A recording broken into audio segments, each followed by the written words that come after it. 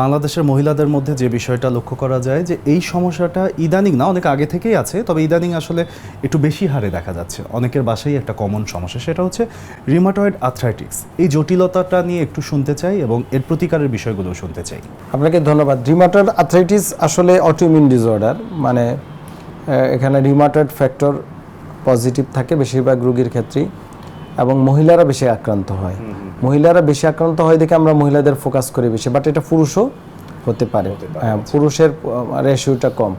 তো এই rheumatoid arthritis যে কী হয়, আর্থ্রাইটিস মানে জোড়ার প্রদাহ।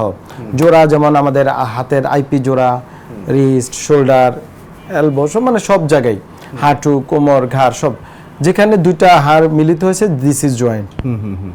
তো এই আর্থ্রাইটিসের জোড়া প্রদাহ হয়। প্রদাহ হতে থাকতে থাকতে দেখা যায় যে এই প্রদাহের কারণে তার জোড়াটা ফুলে যায় এবং দীর্ঘমেয়াদী প্রপার ট্রিটমেন্ট না করলে মানে বেঁকে যায় এবং গিটি হয়ে যায়, এবং হাঁটু দেখা যায় কোনো একটা যেন ভ্যারাস, ব্যারাম, ডিফর্মিটি, মানে ডানে বামে চলে গেছে, অনেকে পিছনে চলে যায়, রিকারবেটাম, অনেকের জোড়া ফিক্সড হয়ে যায়, মানে লেগে যায়। হ্যাঁ, একেবারে লেগে যায়। তো যখন লেগে যায়, ধরেন আমার রুগীর হাত আঙ্গুল লেগে গেল, তাহলে কি সে কলম ধরতে পারবে? কারণ তো আটকেই থাকবে, ঠিক না?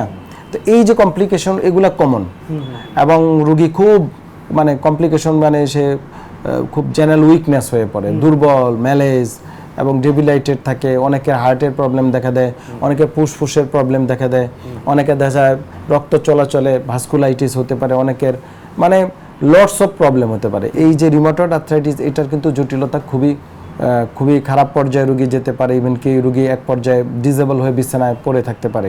আচ্ছা, হ্যাঁ, এবং দীর্ঘমেয়াদী রুগী অনেক সময় মারাও যেতে পারে। বুঝতে পেরেছি স্যার। অনেক সময় দেখা যায় যে আঙ্গুলগুলো এমনভাবে জোড়া লেগে যাচ্ছে, সে আঙ্গুলগুলো আর কাজ করছে না, বা তাৎক্ষণিক ওটাকে আমরা আসলে সমাধান করতে পারছি না। কিছুক্ষণ মেসেজ করার পর বা একটু রিল্যাক্স থাকার পরে দেখা যাচ্ছে আঙ্গুলগুলো ঠিক হচ্ছে। এটাও কি কোনো না কোনোভাবে রিউমাটয়েড আর্থ্রাইটিসের লক্ষণ, বা এভাবেই কি আসে? হ্যাঁ, আমি বুঝতে পেরেছি। আপনি যেটা বলেছেন, রিউমাটয়েড আর্থ্রাইটিস রোগটা একটু ভিন্ন। এটা হচ্ছে প্রতিটা জোড়ে এফেক্টেড হয়, মানে একেবারে প্রতিটা। আর আপনি যেটা বলছেন, এটা যে কোনো রোগীর কোনো কারণে হয়তো মাসেল পুলিং হতে পারে, ইনজুরি হতে পারে, হয়তো একটা জায়গা হলো আবার ঠিক হয়ে গেল মেসেজ করলে। কিন্তু রিউমাটয়েড আর্থ্রাইটিস রোগীর জোড়া যদি আপনি মেসেজ করেন, এটা আরো ফুলে অনেক বড় হয়ে যাবে, মানে ফুলে আরো প্রদাহ বেশি হয়ে যাবে। এই জাতীয় রোগীকে কোনোভাবেই মেসেজ করা যাবে না, মানে রিউমাটয়েড আর্থ্রাইটিস রোগী। এই রোগীর প্রপার ট্রিটমেন্ট হচ্ছে রোগ নির্ণয় কনফার্ম করে কিছু সার্টেন ওষুধ খেতে হয়, যেটা বলি disease modifying drugs.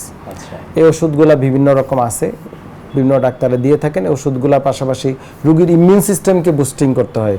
Immune system বুস্টিংয়ের জন্য প্রপার খাবার খেতে হয়, মানে পুষ্টিকর খাবার, প্রপার ঘুমানো, এক্সারসাইজ, অ্যারোবিক এক্সারসাইজ, রোদ লাগা। এই রোগীরা অলস হয়ে পড়ে, বিছানা পড়ে থাকতে চায়, কিন্তু তাদেরকে এই জাতীয় অ্যাক্টিভিটিসগুলো করানো, এবং পাশাপাশি পুনর্বাসন ট্রিটমেন্ট, যেটা আমরা ডিপিআরসি করে থাকি, রিহ্যাবিলিটেশন। আমরা অনেক সময় রুগী 5 দিন, 10 দিন, 15 দিন, 20 দিন, মাসখানেক রেখে বিভিন্ন এক্সারসাইজ, বিভিন্ন electrotherapy, we have lots of equipment, যেটার মাধ্যমে প্রদাহ কমানো যায়, রুগীর ইমিউনিটি বাড়ানো হয়।